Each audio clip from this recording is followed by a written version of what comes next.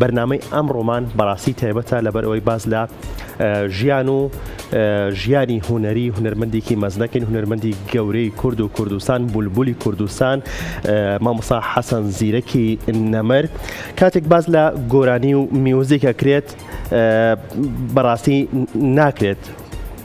ئەو کۆڵەکە گرنگە ئەو پایە گرنگە کە مامۆستا حەسەن زیرەکی نەمرە لە یاد بکرێت کە مامۆستا حەسەن زیرەک لەگەڵ ئەوەی کە گۆرانی بێژ و دەنگبێژێکی زۆر باش بۆ وێنە و نمونەی نییە بەڵام لەگەڵەوەشا ئەکرێت بڵین ئاوازدانەر بووە لەگەڵەوەشا خۆی شاعیر بووە خۆی مەقامبێژ بووە خۆی تەواوی کارە هونەریەکانی جێبەجێ کردووە لەگەڵ ئەوەی کە خوێندەواریشی نەبووە لە سەردەمێک لە کاتی ژیانی خۆیدا لە لەو کاتی کە ژیانی بەسەر بردووە لەگەڵ یەکێک لە هاوسەرەکانی کە خات و میدیا زەندیە خاویتۆتی کتێبێک بنووسێ ئەمە زۆر گرنگە لەگەڵ ئەوەی کە خوێندن و خوێنەواری نەبووە تۆ گرنگە خوێندن و خوێندەواری و نەبێت بەڵام بیر لەو بکەیتەوە کە کتێبێک بنووسیت لەسەر ژیانی هونەری هونەرمەندی گەورەی کوردستان سەید عەلیەزغەری کوردستانی ویستوشێتی بە جۆرێک بینوسێت کە بەزارەکی ئەم بیڵێت شتەکان بڵێت و خات و میدیای زەندی هاوکاری بکات و بۆی بنووسێتەوە. بەڵێ ڕەوەند ئەنجا ئەم هونەرمەندە وەکو گەنجینەی ئاواز و فۆلکلۆری کوردی بووە لەگەڵ ئەوەی ئەلفوبەی کوردی نەزانیوە بەڵام فێرگەیەک بووە خوێندنگەیەک بووە بۆ هونەرمەندان و میوزیک ژەنان ئەنجا ئەمڕۆ بەهۆی یادی 53 ساڵی کۆچی دوایی ئەم کەڵە هونەرمەندە چالاکیەک بەڕێوە چووەکە هاوکارمان ڕەوەند لە نێو چالاکیەکەدا بەسپاسەوە ئامادە بوو کۆمەڵێک هونەرمەند و میوزیسیان بەشداریان لە نێو چالاکیەکەدا کردو بە ئەمەش بەیەکەوە بینێری ئەم پرگەیە بین. پشتی تەواومانە لە هونەرمەندان بەڵام باوەڕتان هەبێت هەندێک دوو دەڕێوە ساختەی سیاسی کە تەنانەی برسەکە بە تەنیا یەک چاپی هەیە بۆیە دەبێت لە ڕۆحمانە یاداشتیکەین چون دەزانین ئەو پەرتووکە ناوازەیە. هونەرمەندی گەورەی نەتەوە کەمان حەسەن زیرەک تەنیا دەنگبێژێک نییە دەنگیان گۆرانی بێژێ نییە لە پلەیەکی باڵایە توانین بڵین شاعیرە ئاوازدانەرە و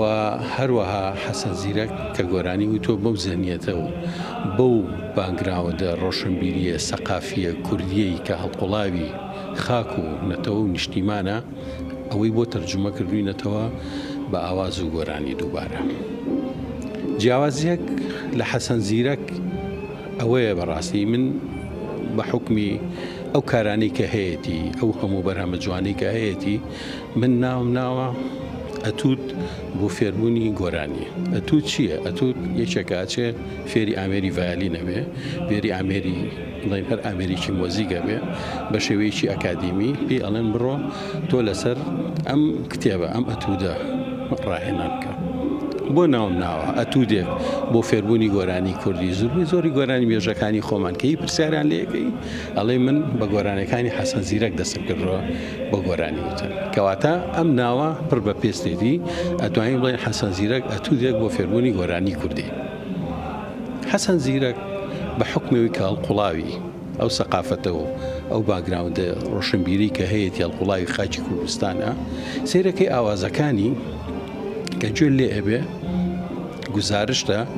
لە ناخی تاک بە تاچی ئەم کۆمەڵگایی ئێمە. ناڵم حەسەن زیرەک ئەوەی کە کاتبەکان ئەدیبەکان نەیانتوانیوە بینوسن بیڵێن ئەم بە زمانی گۆرانی بە زمانێکی ئاسانتر بە زمانێکی وەکو کاڵێ هونەری مۆزیک هونەرێکی تەزریدە زوو ئەگا بە خەڵک لە ڕێی ئەو زمانە سادە و ساکارەی خۆیەوە کە هەڵقوڵاوی ئەم خاک و نیشتیمانەیە بۆی تەرجمەکردن و یایەتی بەجێمانە. دیارە بلیمەتێکی تری حەسەن زیرەک هەر لەمایانیە بەڕاستی فرە لایەنە. من ڕەئەم وایە بەڕاستی لە ئایندەیە چەندین نامەی ماستەر دکتۆرا لەسەر دەنگ و بەرهەمەکانی حەسەن زیرەکێتی. یەکێ لەو شتانی کە ئەبێت زۆریم کرێ بەڕاستی لە ڕێی گۆرانەکانی حەسەن زیرەکەوە لە ینی سایکۆلۆجی و سایکۆسۆسیۆلۆجیای نەتەوەکەمان دەرەخات بەڕاستی. خەمخۆری مێژووی هونەری کوردی کاک سەرکەوتی عەلی حەبیب پەیوێکی هەیە بۆ زیرەک با فەرمێن. لە پێناوی نیشتیماندا لە پێناوی سەربەخۆیی کوردستان پێشەشی سوپاسی ئەو کەناڵە جوانەتانەکەم بەڕاستی خۆم بە بەختە و ڕێزانم کەم ڕۆ بەشدارم لە یادی ئەو کەڵە هونەرمەندی هەر چوارپارچی کوردستان کە 53 ساڵە لە ناومانەوە بەجێشتوی مەڵامدانەکەی هەر بە زوڵاڵی ماوەتەوە دوای مردی ئێستا ژیا بەڕاستی حەسەن زیرەک لای من ئەوم لە بێنە پێشکی سوپاسی کۆمەڵی هونەری میلی کاک جەزای ساز و سنتی ڕۆشنبیری سەراکەم کە بەڕاستی وەکو سەربازی ژیون هەستاون مەمکارە سوپاسیانەکەم ئەمە ئیشی هەر هەمومانە بەڕاستیگەی ئەوان دەست پێشکارێک و ئیشی باشیان کرد دەست خۆشیان یەکەم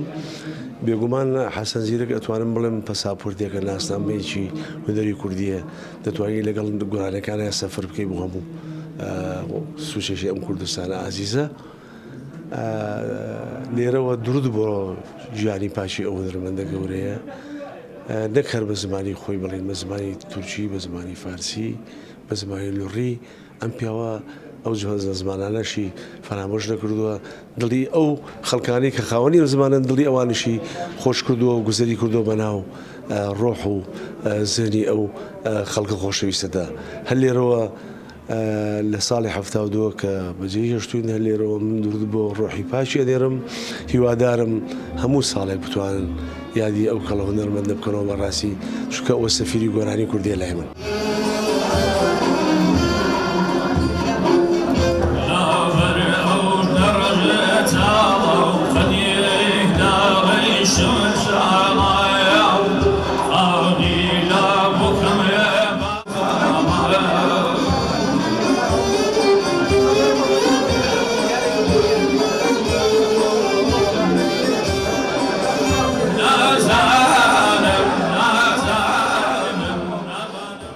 سەرەتا زۆر دڵخۆشم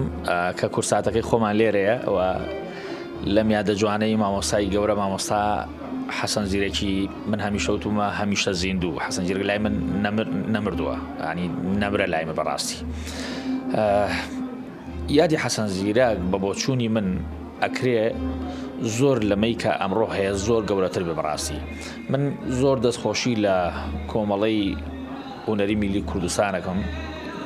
برایانم کاک جەزای ساز و ئەو خۆشەویستانە کە هەموو ساڵێک عزیێتێکیشن ئەم یادە ئەکەن و یادەکە بەرز ڕاگرن ئەکرێ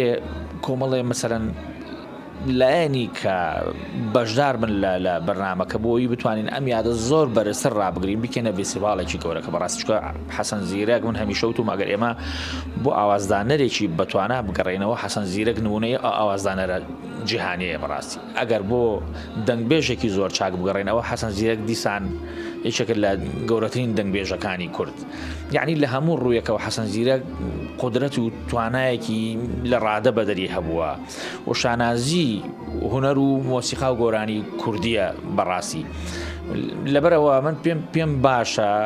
ئەم یادانە هەموو ساڵێک یادی حەسەن زیرەک بەبەرزتر لەمەی ئێستا ڕابگیرەوە دەستخۆشیم لە برایانی سنتەری ڕۆشنبیری سەرا هەیە کە بەڕاستی ئەمڕۆ لێرە بەرنامەیەکی جوانیان ڕێکخستووە لەگەڵ کۆمەڵی هونەری میلی کوردستان منیش لە دووتوی بەرنامەکە بانگێشکرام وکە لەم بەرنامەیە بەشدار بووم بە چەند گۆرانێک بەشدارە بم بە عینوانی ئەوەی ناکە من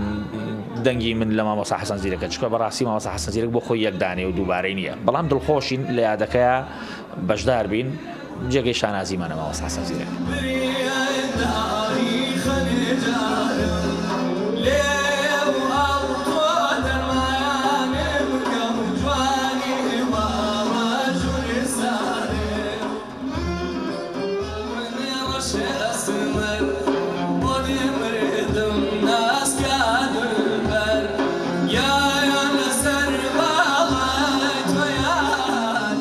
من ئەمڕۆ زۆر خۆم بە بەختەوەر ئەزانم کە یادی کەڵە هونەرمەندی گەورەی کوردستان چوارپارچەی کوردستان کاکە حەسەن زیرەکیان کە هونەرمەندێک کە بەڕاستی ئەبێ هەموو میلەتی کورد فەخری پێ بکە چکە هونەرمەندی شەوەنگە گەورەیە چەند هونەرمەندی گەورەی ئێستای کە لە سلێمانی و لە هەولێر و لە چوارپارچەی کوردستان کەلیماتەکان و لەحنەکانی کاک حەسەن زیرەک ئەڵێنەوانێ من بەڕاستی کاک حەسەن زیرەک بە هونەرمەندێکی زۆر گەورە ئەزانەوە کە هونەرمەندی گەورەی هەموو وڵاتانی عەرەبی و ئەژنەبیەکان ئەبووە ئەم یادە من سوپاسی کاک جەلال ئەەکەم کە ئەم سنتەری لە خزمەتی هونەرمەندانایە لە خزمەتی ئەوانایە کە بەڕاستی هیلاک بوون بەدەست هونەرەوانەیە زەحمە کێشیان چێشاوە قەت لە یادیان ناکەن لە بوونیان و نەبوونیان ئەمان یادیان نەکەنەوە من یەک دووشتی کاک حەسەن زیرەک با بجێڕمانێ لە ماڵی خۆمانەکە ڕوویەوە من بیرم لە ساڵی 16 بۆ 16 لە ماڵی ئەمە چەنەها شەوی ڕۆژی کردوتەوانێ بە تایبەتی نۆگۆرانی ماڵی محەممەد تۆفیق شلک هەیە کە ماڵی ئێمەیە ئەو نۆگۆرانیە بچیتە ناو تەجیلاتە